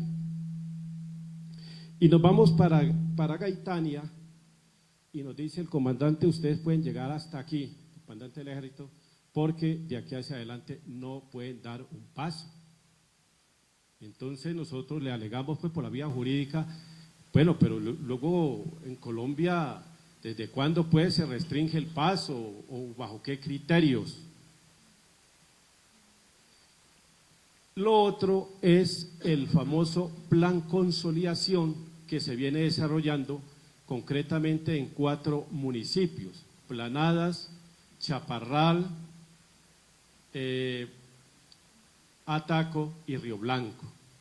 Es un plan monstruoso, porque este plan, como su nombre lo indica, consolidación, pretende decirle a la gente que ya la insurgencia está derrotada, pues, y que todo está en el proceso de consolidación de las instituciones democráticas.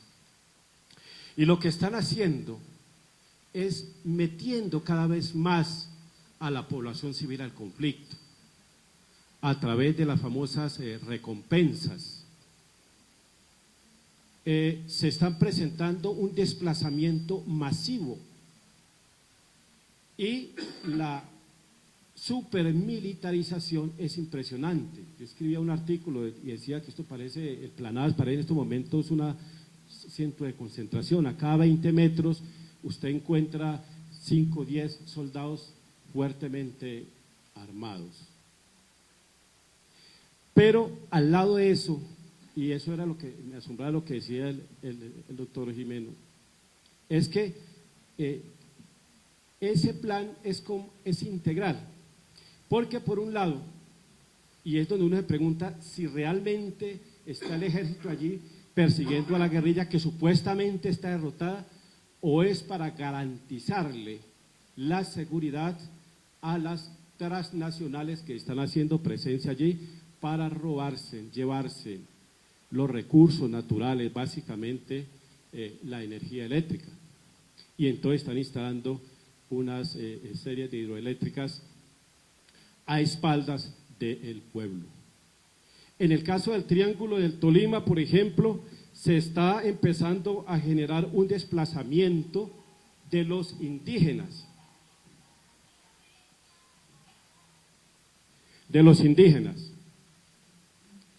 Y si no hay una respuesta popular, campesina e indígena, el Triángulo del Tolima no va a ser para los indígenas de esta región.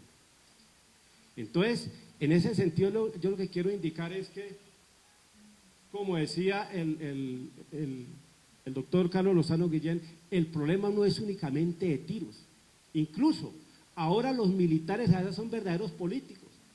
Allá se reúne un teniente, reúne la comunidad y dice, miren, ustedes estaban desamparados, el alcalde no les cumple, el consejo no les cumple, el gobernador tampoco, yo sí les voy a cumplir y les voy a traer tantos bultos de abono para que rieguen en sus cafetales, porque un señor que es muy amigo de la región estaba muy triste porque no podía entrar porque la guerrilla lo secuestraba, y ahora que estamos nosotros, entonces ahora sí, entonces nos va a regalar 1000 bultos de cemento. El gobernador, que ya no le caben, digamos, las condecoraciones por parte de los militares, entonces cuánta obra va a entregar en estos municipios, no se la entrega al alcalde como debería ser, sino que la entrega al comandante del ejército para que él vaya y entregue esas cosas. Entonces, la situación es supremamente compleja. Por eso, y para terminar, eventos de esta naturaleza son supremamente importantes, porque la paz es fundamental, es un derecho, y como tal hay que exigirla en medio de tantas dificultades y de tanta tragedia. Muchas gracias. Tengo tres apreciaciones, o tres preguntas, tres inquietudes. Quisiera que alguno pues las intentara responder. La primera es, ¿cómo se vería esa esperanzadora obra de teatro, la cual nos han describido de cierta forma, cuando dentro de las personas que van a desarrollar ese papel de acuerdos, detrás del telón, existen cuotas burocráticas que hacen parte de esa ideología que todavía cree que por medio de la guerra se puede acabar el conflicto armado o pues los problemas de Colombia? Ese por un lado. La segunda pregunta es, acabamos de venir de la aprobación de una ley de víctimas y de restitución de tierras en la cual algunas de esas personas también que hacen parte de esa ideología abogaban que la falta de recursos para que se llevara a cabo esta restitución y también como este tipo de devolución de los derechos a las personas que se les vulneraron, que había un déficit fiscal el cual presupuestario que el cual no se podía cumplir. ¿Cómo se vería esto en cuanto a la seguridad social que le van a dar tanto a las personas que se desmovilizan y a sus familias? ¿Sí? Si en verdad esta cuota de bajar el nivel a la inversión militar cubriría estos otros gastos. Y la tercera apreciación o pregunta o inquietud es que estamos en un contexto globalizado. Quiero saber si de pronto ven que en esta etapa de negociación se pueden ver unos actores internacionales, latinoamericanos, suramericanos, y pues que es el tema que nos compete a nosotros, Colombia, más puntualmente el papel de Estados Unidos. La primera y la segunda y tercera le toca al doctor Lozano. La mía es la fácil. El teatro, por supuesto, está sujeto a las presiones de todas esas fuerzas que has mencionado. No hay ninguna garantía de que las fuerzas políticas tradicionales y las opositoras al proceso de paz no sean las que triunfen. Ese es el reto que tiene el presidente, organizar a través de los partidos nuevos, organizar las fuerzas que respalden y organizarlas de manera que se expresen más fuerte por la vía civil que las fuerzas que se llaman oscuras, que son las fuerzas de la extrema derecha organizadas que van a tratar de impedir esos acuerdos a como dé lugar. Bien como los dice Carlos o bien como los planteo yo, cualquier modalidad de paz va a ser torpedeada por estas fuerzas de extrema derecha que prefieren, por supuesto, la guerra y la exclusión. Cosas de lo que se ha planteado entonces y de las preguntas. Lo primero, por supuesto que la paz por la cual estamos luchando y las posibilidades de una solución política y pacífica del conflicto, pues no implica la solución de todos los problemas del país. Entre otras cosas porque quienes van a participar en el proceso de diálogo, no solo la guerrilla, el gobierno, sino la llamada sociedad civil, que yo la definía como heterogénea, pues tienen distintas lecturas, distintas maneras de ver. El gobierno, pues es un gobierno que para él es importante las leyes del mercado y el proyecto neoliberal y todas estas cosas. Y eso, por supuesto, no va a renunciar a ello, ni va a renunciar al sistema capitalista, ni mucho menos. Ni la guerrilla ni nadie puede pretender que la paz sea para establecer aquí un cambio del sistema y estas cosas, porque eso no se hace así. ¿no? La revolución no se contrata, como decía López. Entonces eso es lo que primero que debemos entender, ¿no? No tenemos que estar todos de acuerdo, pues, para llegar a un proceso de diálogo. Lo que tenemos que ponernos de acuerdo es en una agenda concreta que tenga que ver con las causas de este conflicto y que impliquen la garantía de que en Colombia se puede actuar en el escenario político en igualdad de condiciones. Entre otras cosas, en eso no está ayudando mucho el ejemplo del gobierno Santos, porque el gobierno de Uribe nos quería obligar a todos a la fuerza a estar ahí al lado de él, y no nos metía a la cárcel. El gobierno de Santos con la unidad nacional está cooptando a todo el país también con el mismo criterio de la unanimidad, lo está haciendo con decencia, pero eso no es bueno para la democracia. Se quiere acabar con la oposición. Entonces, se quiere establecer una especie de consenso, ¿no?, para poder gobernar bajo esas condiciones. Y entonces ya tiene a todo el mundo a su alrededor. Lo que hay es que lo poco que queda, hacerlo a un lado. Entonces me parece que eso es negativo. Y entre otras cosas pierde de vista otra cosa. Yo entiendo, por supuesto, lo que dice Ramón y comparto una parte en lo que tiene que ver con la guerrilla.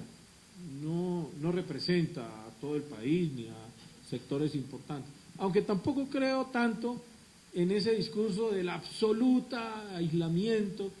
El presidente Santos lo había dejado y lo escuché ahora por allá en Japón, yo no sé de quién se contaminó por allá en Asia, pues y volvió con el cuento de que la guerrilla está en lo extremo de la selva comiendo pasto y no sé qué, cuando aquí en Cauca, en Putumayo, en Catatumbo, en todas partes, lo que hay es enfrentamientos y la realidad trágica del conflicto, que no la deseamos nosotros, por supuesto que no la queremos, pero es la realidad que hay en este país y nada sacamos con ignorarla.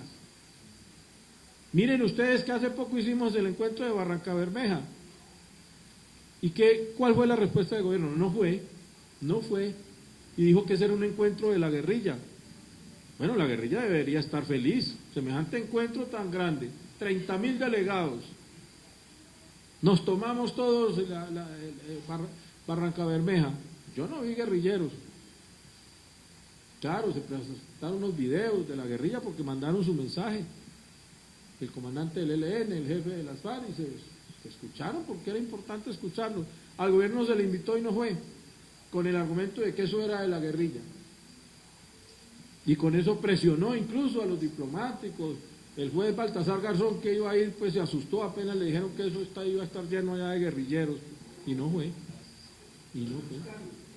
Claro.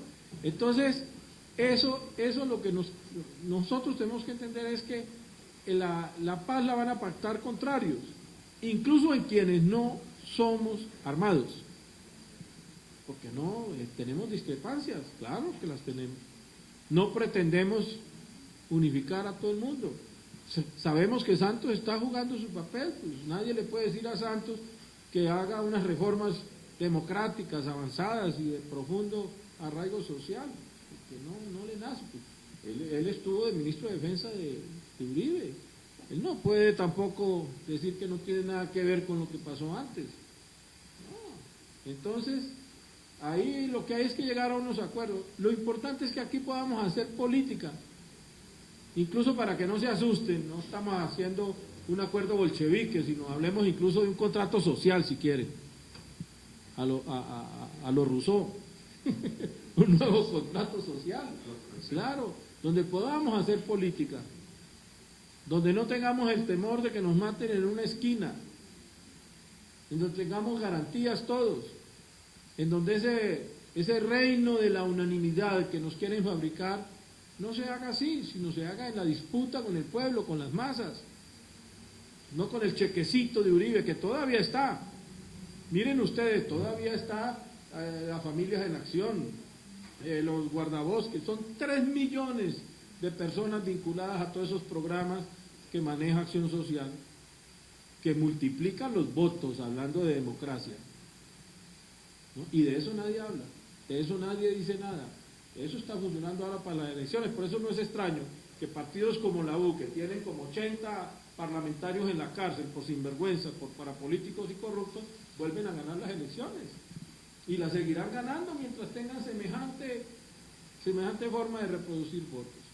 Entonces el acuerdo tiene que ser un acuerdo político para la democracia.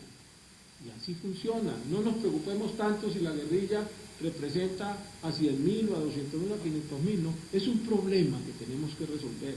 Lo que tenemos que mirar es la política, el ejercicio de la democracia. ¿Cómo lo garantizamos? Y tercero, yo creo que es importante la presencia internacional. No para que nos definan nada, sino para que apoyen el proceso. Para que apoyen el proceso. Incluso de América Latina. Lo que hay que entender es que al país hay que, con la ayuda internacional, entrar a un nuevo estadio de la vida democrática para que sea el pueblo quien defina las políticas y los consensos, y más que consenso, las mayorías.